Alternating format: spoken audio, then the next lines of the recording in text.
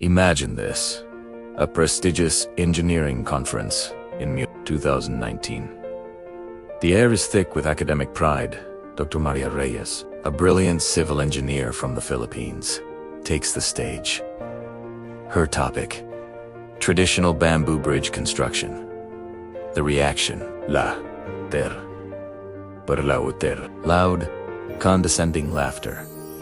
Dr. Klaus Hoffmann, Germany's top bridge architect, stands up, his voice dripping with scorn. Bamboo. You're presenting bamboo at an international engineering summit. This is embarrassing. He gestures dismissively. Bamboo rots? It weakens. It fails. There's a reason we use steel and concrete. Because they work. Others nod. A French architect adding, perhaps this is fine for rural villages, but we're talking about real infrastructure here. For years, Western engineers had dismissed Filipino construction techniques as primitive.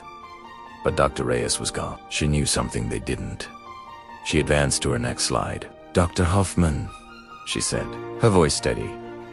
What if I told you there is a bamboo bridge in the Philippines that has stood for 120 years, thriving, carrying thousands daily, and surviving typhoons that destroyed modern concrete structures around it? Would you be interested in why? Hoffmann scoffed again, but with a flicker of doubt. Impossible. Show me the reports. Bamboo doesn't last 120 years under structural load. Dr. Reyes smiled. Then perhaps you should come and see it for yourself. I'll arrange everything. Bring your entire team. If I'm wrong, I'll withdraw my research. But if I'm right, she paused, you'll need to reconsider everything you know about sustainable engineering. The challenge was set. Hoffmann, his reputation on the line, had to accept. Fine, he snapped. And when I prove this is a fraud, I expect a formal apology. 3 months later, Dr. Hoffmann and his team of German engineers arrived in Bohol, Philippines. They were armed with the most advanced structural analysis equipment money could buy. Confident they would debunk this miracle bridge in a matter of hours. They followed a winding road to a deep gorge, and there it was. The Bambang hanging bridge, graceful, almost delicate, and made entirely of bamboo.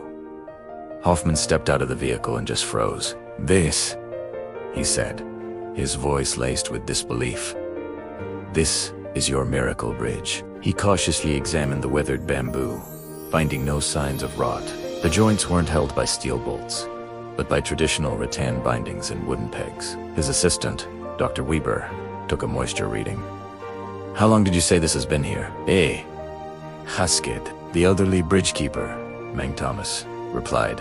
120 years. My great-grandfather helped build it.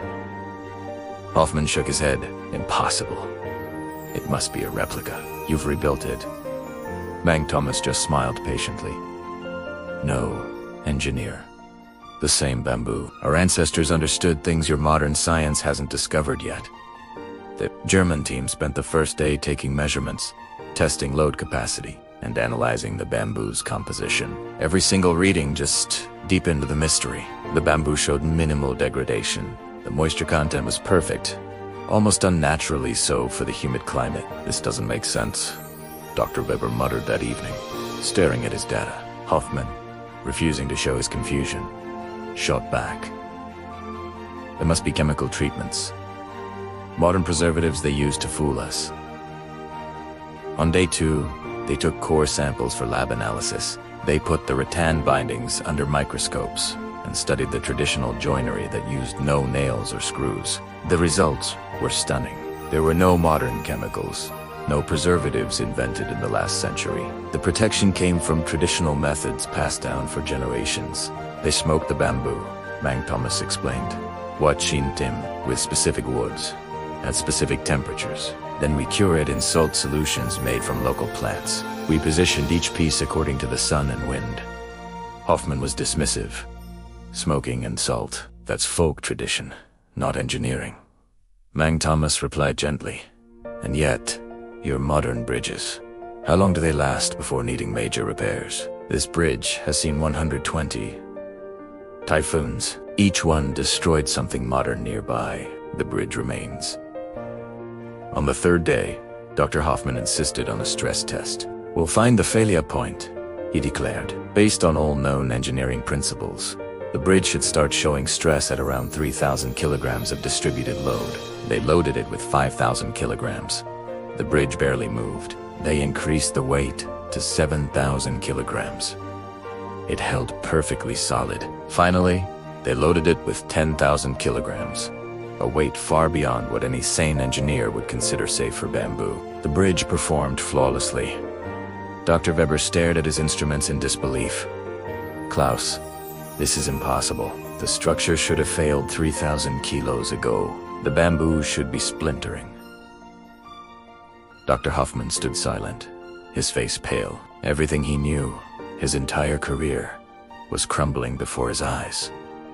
As if on cue, a violent storm rolled in on day 4. Local officials urged evacuation, but Hoffman refused.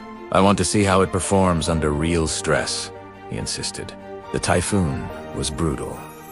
Winds howled at over 150 kilometers per hour. The gorge below became a raging torrent. From a reinforced observation post, the German engineers watched. The bridge moved. It swayed and flexed with the wind, dancing with the storm, bending in ways that would snap steel or concrete. It was designed not to resist the storm, but to work with it. "Flexibility as strength, movement as stability," Dr. Weber whispered, mesmerized. "This is revolutionary." When the storm passed, the bridge was untouched. Reports came in of a nearby steel bridge twisted off its foundation in a concrete overpass with critical cracks. But the 120-year-old bamboo bridge stood perfect. Hoffman, his arrogance gone, approached Mang Thomas. "I don't understand," he admitted. "I've studied engineering for 30 years, and I cannot explain this." Mang Thomas smiled kindly. "You were taught that engineering is about conquering nature. Our ancestors understood it's about harmony with nature, partnering with materials, not forcing them back in Munich." Dr. Hoffman published a paper titled, "What a 120-year-old bamboo bridge taught me about engineering humility." He admitted that Western engineering, in its rush to modernize, had lost crucial knowledge. The paper went viral. Soon, engineering programs across Europe began studying traditional building techniques. Dr. Reyes became a celebrated speaker, and the bridge in Bohol became a pilgrimage site for students from MIT, Cambridge, and Tokyo. Bamboo, once mocked, is now seen as the future of sustainable construction, used in high-rises and bridges worldwide. Dr. Hoffman now teaches a course called Engineering Wisdom. On the first day, he shows a photo of the Bombong hanging bridge and tells the story of how he learned that sometimes the oldest solutions are the most advanced. And back in Bohol, Mang Thomas still maintains the bridge. When tourists ask about the famous engineers who came to study it, he just chuckles. "They came expecting to teach us engineering," he says. "Instead, the bridge taught them." Thanks for watching. Don't forget to like and subscribe for more incredible stories.